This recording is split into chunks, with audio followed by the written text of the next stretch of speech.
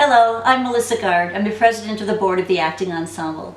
Today we're presenting from our brand new space at the Acting Ensemble, a place that we'll affectionately call Ensemble on the Avenue. You might hear some traffic noise today during the presentation because our building is in rehearsal, by which I mean we're still under construction. But every time we walk into the building we find something new. A new entryway, a new wall over there, new doors over there, electrical work, plumbing projects. The end result will be our brand new, beautiful home, including universal access, featuring work by local artists on the walls, a second stage for rehearsing and for doing pre-show entertainment, space for classes, a lending library, places to do stage work, stagecraft. All the while, we'll be maintaining that intimate black box theater experience that we're all accustomed to at the Acting Ensemble. We'll continue to tell the stories that move and inspire us. At Acting Ensemble, we believe theater has the power to transform lives. We do that through connection to each other, to ourselves, and to the world around us. That kind of connection hasn't been easy lately. Many of us have been struggling to remember who we are, where we belong in the world, how we fit in. We need each other. It's time for theater to re-emerge, to help heal all that with us, to reconnect us with one another. Today, Acting Ensemble begins planting seeds for reconnection. What better way to do that than to begin at the beginning with our mothers? And what better place than here in the womb of our brand new building in progress. Today we're honoring our mothers, our grandmothers, our great-grandmothers by reciting poems written by those who came before us. I'd like to say a special thanks to Dana Vagg for the use of her audio equipment for today's presentation, and a very special thanks to Seyhan Kilic, whose idea this was and who has made it possible. We couldn't have done it without you, Seyhan. Each of our daughters has a special, very personal connection to the work they're reading today. We hope that you enjoy our presentation called MotherLove. It's a collection of poetry by and about our mothers. Enjoy. Hi, my name is Seyhan Kilic. My mom, Johnny Kilic, was among many things. She was a costumer, a director, but she was also a painter and a writer. She wrote poetry, and she was in a poetry group with some friends of mine's mothers, Naomi and Marianne. They actually, there was more of them than that, but they all met at each other's houses and helped each other, listened to each other's work and critiqued each other. And I'd like to share some of my mom's poems with you. This one is called Feeding and Watering. Enchantments and snare as candles light nods to moth. Looking for you, slick pebbles burn, egg white and salmon, through shallow currents lapping edges of me. Whispers and tenors lead astray in chameleoned veins, listening for you. Contorted vines divide the hazes clustering. Mist floods round tea-tasting east and north, the sibilances of lament, strains of revel. Man-eater prospects of the horizon widen like luring caverns, waiting for you. The hardwoods crowd round shouldering the hoof-worn path, wild carpets and tussocks into mocking little foothills, valleys, like ginger roses. Like lilac, she said, like roses, he said, like swimmer fish glide through petals falling as starring whirls, laughing wings. Like jagged glass wine, she said. Like footsteps clipping, he said. Like heads wounded with tagging, flagging symbols, hung for blunted silence.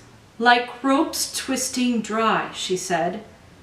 Like ravelings lash eyes, he said. Like bodies hushed to zealous stillness, hands tied in tetany. Like mosses green, she said. Like crumbled chalk, he said.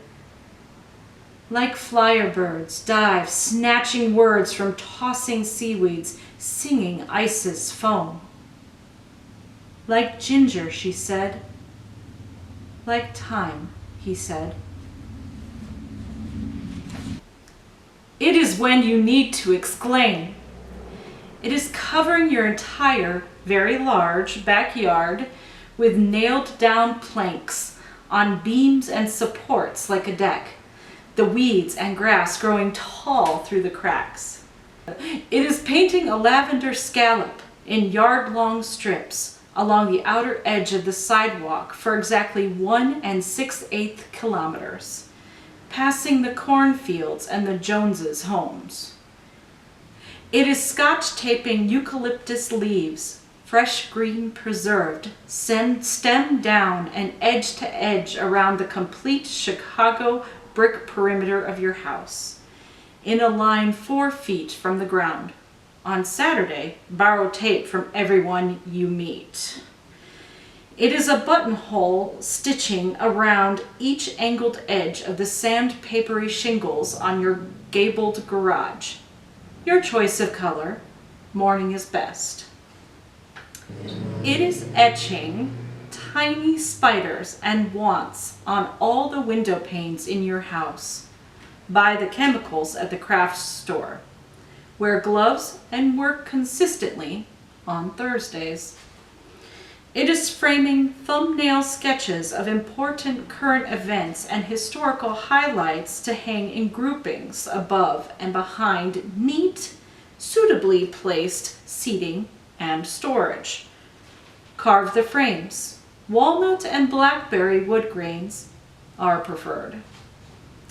It is black work embroidery used in the finest Tudor or Elizabethan styles to sew biographical words about everyone you know along the borders of percale sheets. Starched and ironed, the words supply prizes. Your data could be gathered and laundered early on Wednesdays. It is the outside of outside doors, papered with stamps from dear letters of rejection. Steam and re-glue for a few minutes each mail day. By sundown, the wind and sun will shrink and loosen the seals so as to fly. Coming rain. I read your letter, and it prompted me to take note of gathering clouds, sunlight thinned by their movement, the standing up of leaves, shaking a paler shade of green for the coming rain, and slow swing of the window's blue lace fragmenting the patch of crazy bright begonias planted out past the walk. My name is Sarah Myers. My mother is Jane Myers, and my grandmother is Pauline Kelly. After my great-grandmother and my grandmother both passed away, my grandma and my mom both wrote something about them. My mom did not feel up to saying anything at my grandma's funeral, so I'm going to recite that today. And in the meantime, I will read what my grandmother wrote about her mom. My mom was a very special person. I believe when God created her, He then threw away the mold. Very few people see in a lifetime what she has experienced. We all like to tell that she was born when Theodore Roosevelt was president. She told me a couple weeks ago, if I could just walk to Cunot, I'd be all right. I also have felt a lot of times if I could go home to QAnon and crawl into my mom's bed, everything would be alright. Picnics, car rides, playing cards, cooking, eating, playing with children, and all the simplest things were what my mom loved the most. Her kids, her grandkids were her life. She'd fight anybody who dared to talk about or touch one of them. That little crotchety old lady who lived these last 5 years in that nursing home was not my real mother. She had spent her lifetime helping others. In there, she couldn't even help herself.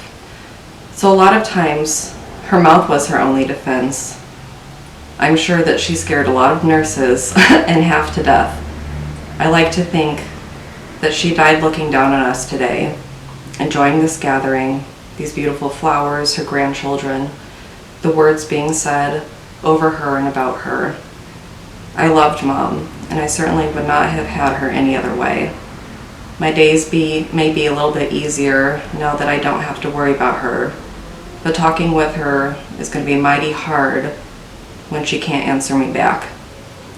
If everyone gave to the world as much as my mom did, this place would be a much better place to live in. Rest now, Mom. You have earned it. And what my mother wrote about my grandma. There was so much to do last week, and Linda and I were both exhausted from lack of sleep. I don't know how my mom handled it all by herself when Daddy died. I don't remember her asking us for any help, and I must have thought that she was so strong. Linda and I had each other, and Denny and Monty, and people bringing us food.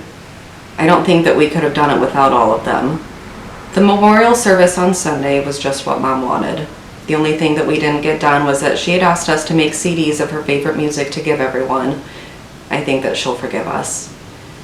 We had a short eulogy by Lenny, and he did a wonderful job.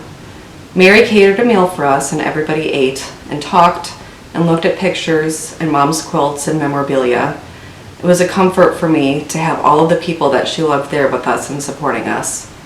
I wanted to get up in front of everybody and share some of my thoughts about Mom, but I couldn't do it without choking up. This is what I would have said. My mom was an amazing woman. She was smart and funny and independent and artistic. It's too bad that she wasn't able to go to college. She probably would have been a nurse or maybe even a doctor. We called her Dr. Kelly because she liked to look up in her medical book and diagnose people's diseases. She liked to work in her garden, make quilts, write stories, make homemade cards. She tried to stay busy even when she didn't feel good. She said that it kept her going. We didn't always get along, but she was always there whenever we really needed her. Even when I had children of my own, I still called her if I was sick or had a problem. She was there to give me support when I lost a child to cancer. I don't think that I ever thanked her enough for all that she did for me. She told people that Jane thinks that she knows everything.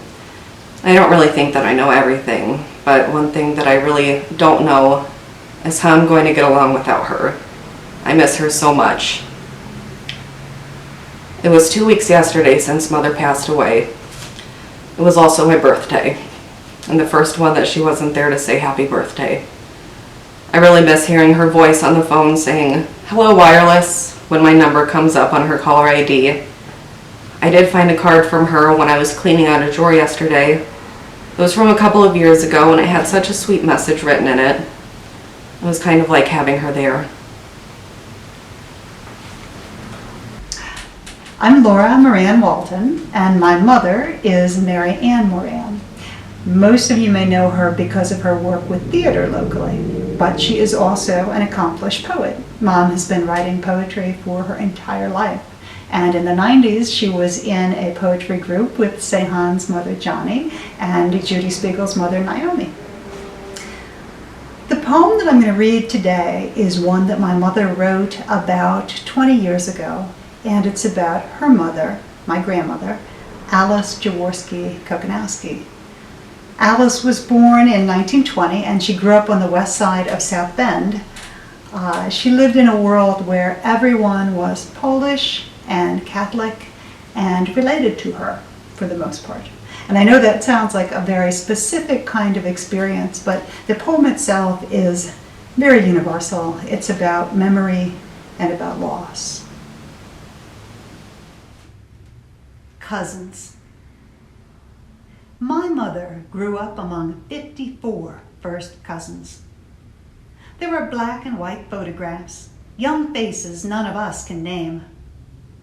My mother's cousins are dying. She loses 3 or 4 each year, and when she starts the stories, cousins' names get tangled with my sisters, my daughters, and mine. In memory's half-life, the colors of the cousins' eyes are fading. Their adventures, the stories that gave them substance, lose precious details along the way. Photographs give a few hints, a place. They always went to Hudson Lake. But who is the baby holding that big cigar? An early Model T Ford. Is that Uncle Frank's that lost a wheel while they were out driving? Tessie was the oldest, most glamorous cousin who handed down advice and wore fancy hats. She had a good job somewhere and fell in love with the streetcar conductor who followed her home. Something happened to him in the war. Uncle William had 5 daughters. That must be Irene, or maybe Monica, standing next to him. Girl cousins, a mix of innocence and envy. Boy cousins gazing to where they want to be, not here on the lawn vying for grandparents' attention on one more special occasion. No mistaking the little girl in white with the violin tucked under her chin. 10 years old when she began lessons, my mother laments she can no longer find the notes. She looks for the picture with Cousin Stash, playing for the Sunday afternoon radio program. Weddings were the best. Time to giggle in a corner with the other girls, sneak a sip of Uncle Joe's beer, dance in wild rings, 1, 2, 3, 1, 2, 3, as the polka band played and whooped away. Funerals renewed rivalries and friendships, adult attention elsewhere long enough for cousins to sneak a first kiss, or push Tattletale Johnny into an empty coffin. Whose funeral was that? Maybe Clemmy's husband. Now, my mother goes to her cousin's wakes, where she recognizes no one, because everyone she knew has gone. She knows this happens, but she never knew it would happen to her. If I could just talk to Clara, Clara would remember.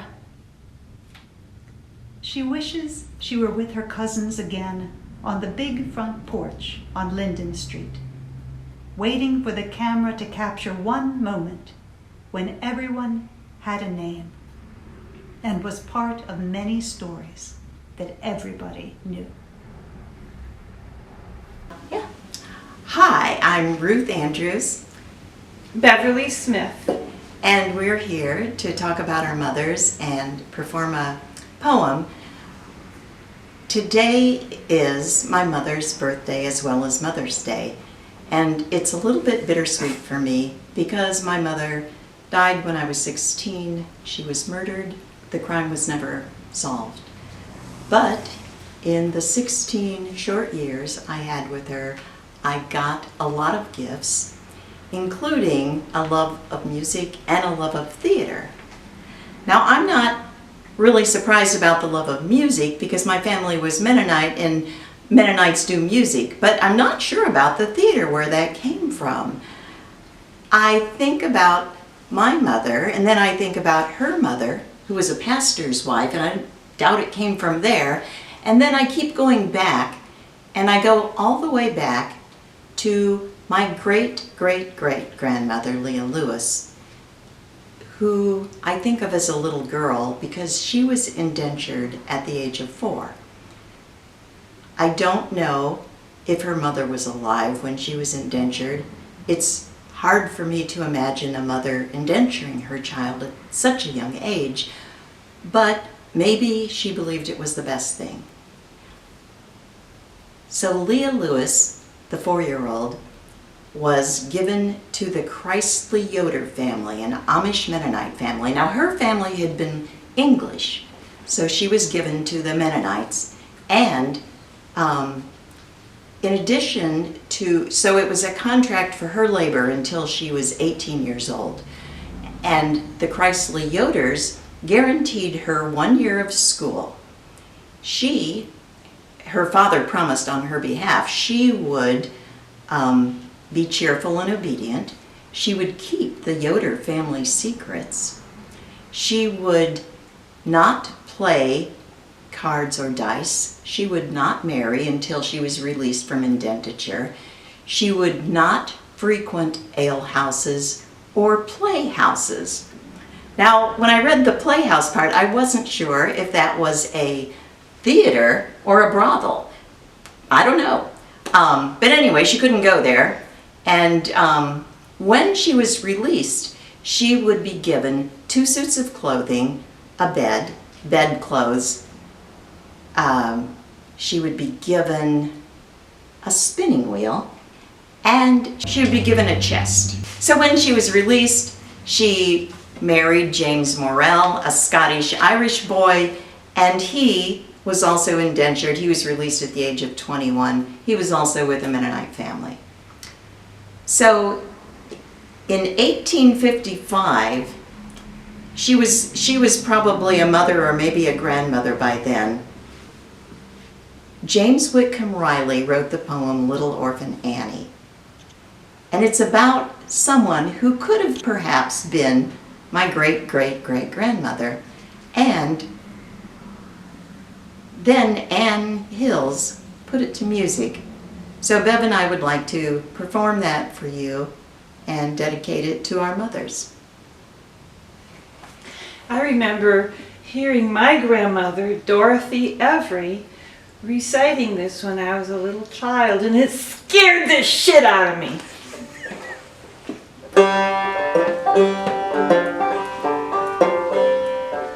Little orphan Annie's come to our house to stay, and wash the cups and saucers up and brush the crumbs away, and shoo the chickens from the porch and dust the hearth and sweep, and make the fire and bake the bread and earn her board and keep. And all us other children, when the supper things was done, we'd gather round the kitchen fire and have the mostest fun, listening to the witch tales that Annie tells about.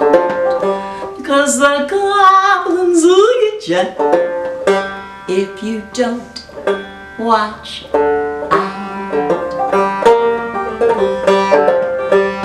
Now once there was a little boy who wouldn't say his prayers when he went to bed at night away upstairs. His mammy heard him holler and his daddy heard him bawl, and when they turned the givers back, he wasn't there at all. They seeked him in the rafter room, the chimney flue, the press. They seeked him in the cubby hole and everywhere, so I guess. But all they ever found was this, his pants and roundabout. 'Cause the goblins will get ya if you don't watch out. Now once there was a little girl who'd always laugh and grin and make fun of everyone, all her blood and kin. And once when there was company and old folks was there, she mocked them and she shocked them and she said she didn't care. She said this as she kicked her heels and turned to run and hide. There was 2 great big scary things a-standing at her side. They snatched her through the ceiling, for she knew what she's about. 'Cause the goblins will get ya if you don't watch out. Now little orphan Annie says, when the blaze is blue and the lamp wick splutters and the wind blows ooh, ooh. And when you hear the crickets quit, and when the moon is gray, and lightning bugs and dew is all squinched away, you'd better mind your parents and your teachers fond and dear. Cherish them, it loves you, and dry the orphan's tear, and help the poor and needy ones that's gathered all about. 'Cause the goblins will get ya if you don't watch out.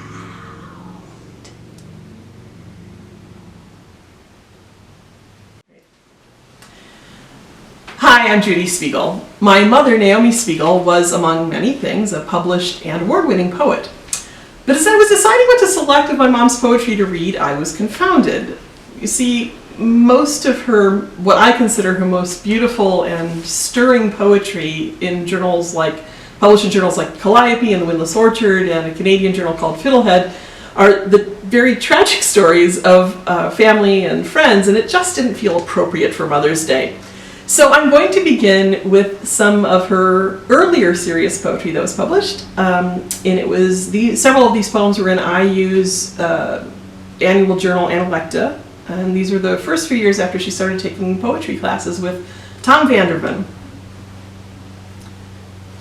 Across the Salisbury Plain, driving west from London, peering over tangled grasses, whipping past our bus, peering over racing points enmeshed in August weeds, we glimpse, at last, the sloping mounds where sleep the beaker kings.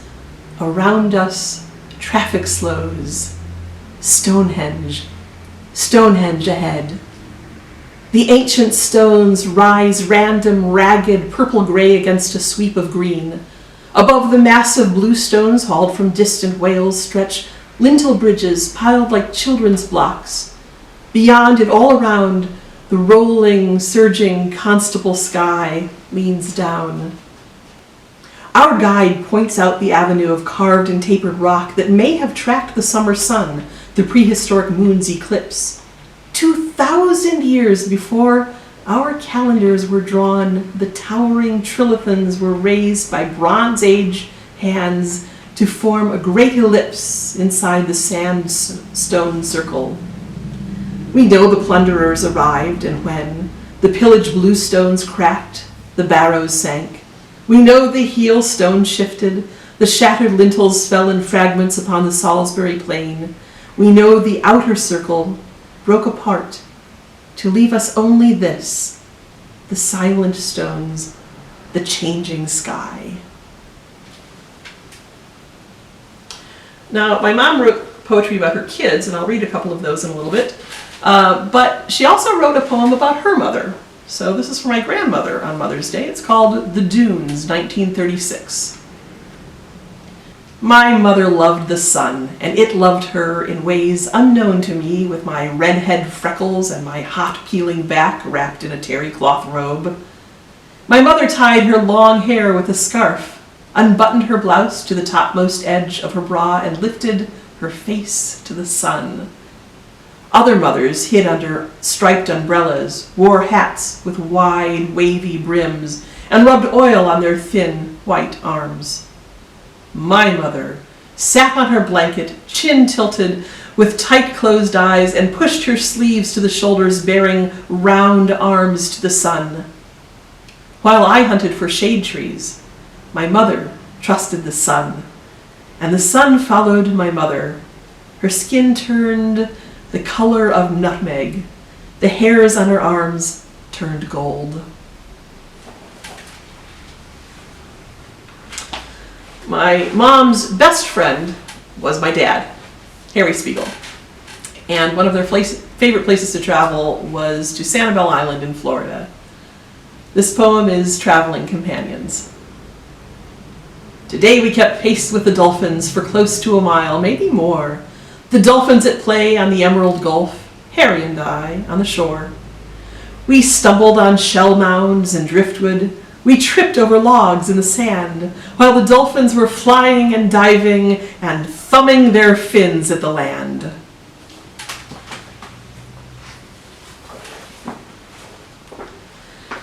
Now, although my mom's later poetry rarely was in the fun, rhythmic, metered rhymes, like last poem you heard, her early writing career was sort of defined by these joyful, exuberant beats and rhyme schemes. And even after she started writing serious poetry, sometimes they couldn't help but push through the serious stuff. So here's another metered rhyming poem. Who says free verse is difficult to define? In Whitman's day, he paved the way for poets who came later. Just take the sound of Ezra Pound, the genius who turned traitor. Though sonnet form was once the norm for metrical creation, now prosody has set us free. I'm into lineation. And jamming lines and deft designs give socket to me pacing. Rapallic verse is somewhat worse and seldom worth embracing.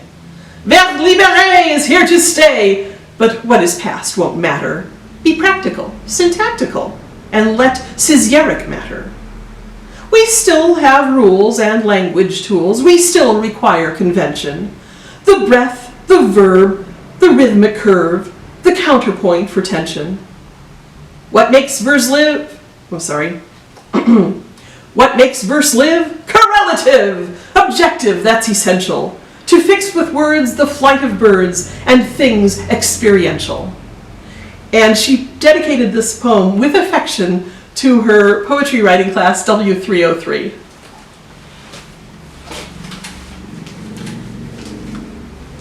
One of the poems that my mom wrote to one of her children, me, was published in the Christian Science Monitor.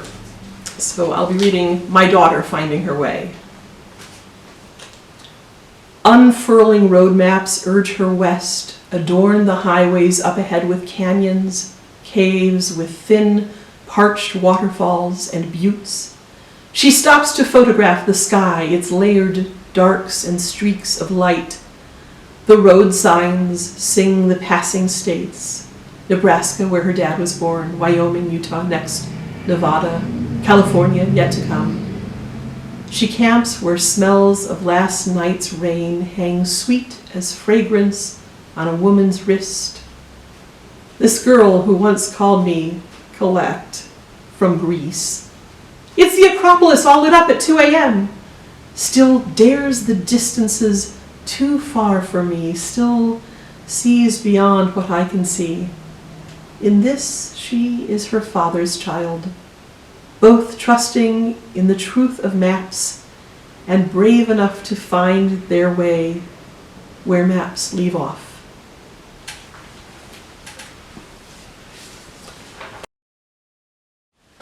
I, of course, want to give credit when my mom's poetry is published to the publishers. However, I can't remember who published this one. I have a photocopy that it was on page 128.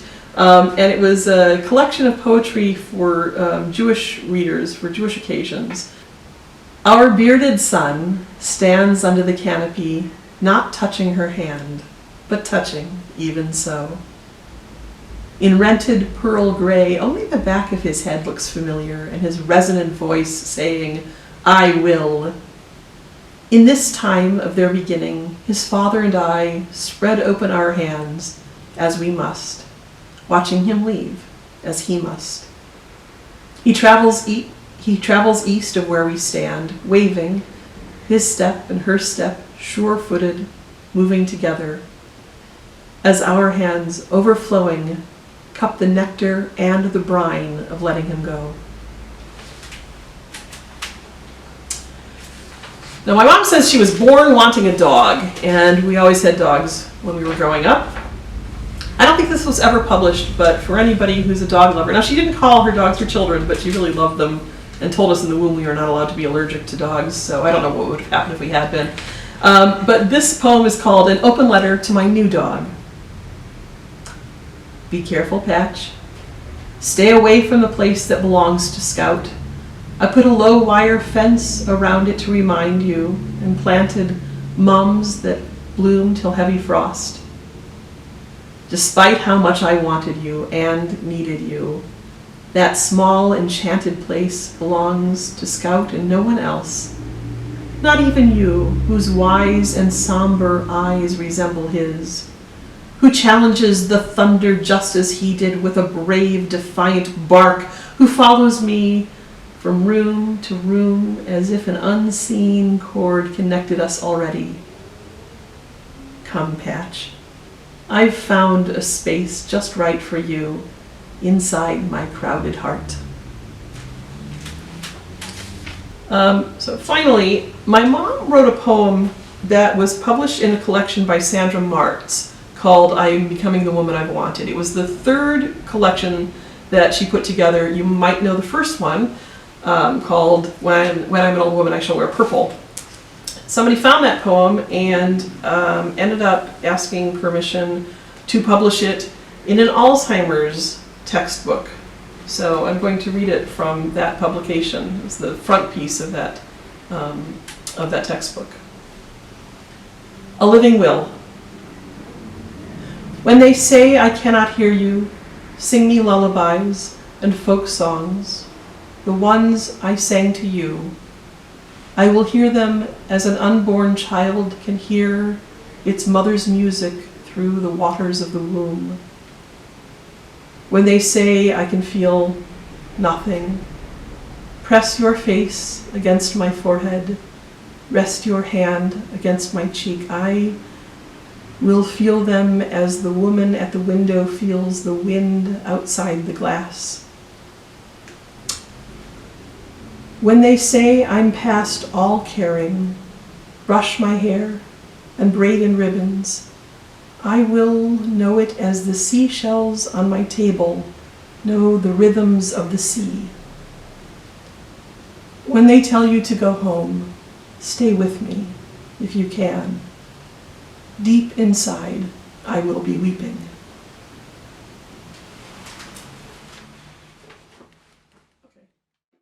It was the first time I was ever on stage. I did Shakespeare. Okay. And discovered that I could act. That was why I've been in love with it ever since. My mom bought me my first folio. I didn't know that she knew anything about it or that it was something that I would be excited for, but it was, you know, being a young adult and open it up on Christmas morning. And here I got the first folio from my mom, and it's like, how did you get your hands on this? This is amazing. It's the best present ever. Yeah, that was pretty special. You know, moms, they're always in tune. They know. My name is Dana Ray Vagg, and this is for my mommy, Janet Ray Vagg. Shall I compare thee to a summer's day? Thou art more lovely and more temperate. Rough winds do shake the darling buds of May, and summer's lease hath all too short a date. Sometime too hot the eye of heaven shines, and often is his gold complexion dimmed. And every fair from fair sometime declines, by chance or nature's changing course untrimmed. But thy eternal summer shall not fade, nor lose possession of that fair thou owest. Nor shall death brag thou wanderest in his shade, when in eternal lines to time thou growest. So long as men can breathe, or eyes can see, so long lives this, and this gives life to thee. So, thank you for joining us tonight. We hope that you liked what you saw. And remember, we're back, and you'll be hearing more from us very soon. If you liked what you saw and heard tonight on this performance, feel free to go to the website that's listed below on your page, and you can contribute to our cause. You can help us further our growth. We would love to see you at our theater. Thank you.